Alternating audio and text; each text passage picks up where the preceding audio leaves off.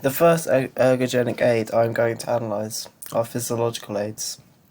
Physiological aids refer to the utilisation of substances which are naturally present within the body to improve the body's response to exercise by increasing the level of these naturally present substances within the body. An example of a physiological aid would be blood doping. Blood doping refers to a handful of techniques used to increase an individual's oxygen carrying red blood cells and in turn improve sporting performance. The most commonly used types of blood doping includes injections of erythropoietin or EPO, injections with synthetic chemicals that carry oxygen and blood transfusions,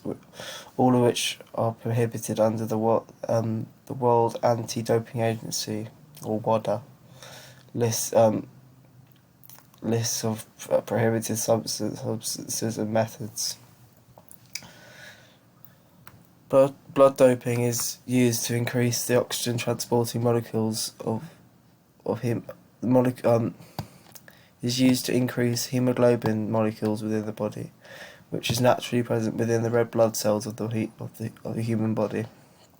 By increasing hemoglobin levels, the subject will be able to transport increased volumes of oxygen around the body, which will positively impact sporting performance, as increased oxygen supply will enable the subject's working muscles to work aerobically for longer periods of time, resulting in the subject being able to exercise for increased amounts of time before fatiguing, which would be particularly beneficial in endurance-based athletes such as marathon runners and long-distance swimmers, as it would allow them to exercise for longer at higher intensities before tiring. Blood doping is achieved by the subject removing a portion of their blood, which will contain hemoglobin, and storing it away in a cooled area, which will stimulate due to the removed blood being taken from the body is stimulated to replenish the lost blood volume. Then once the subject's blood volume and hemoglobin levels have restored, the subject will re-inject the removed blood back into their body, providing surplus blood containing increased hemoglobin molecules into the blood system, which will result in raised hemoglobin levels within the subject's body, which will allow their body to transport increased volumes of oxygen and increase its aerobic capacity due to the newly present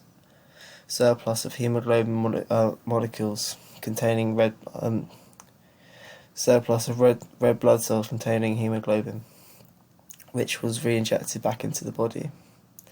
As a result, the subject can expect to see significant increases to their sporting performance as their body's ability to sustain exercise greatly increases,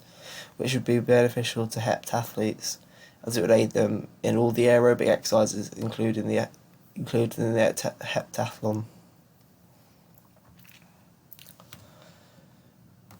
However, blood doping is an extremely dangerous process, which can lead to a plethora of negative side effects. This is because by injecting surplus volumes of blood into the body, the subject is thickening their blood substantially, which increases the subject's risk of health implications, such as heart disease, stroke volumes and blood clots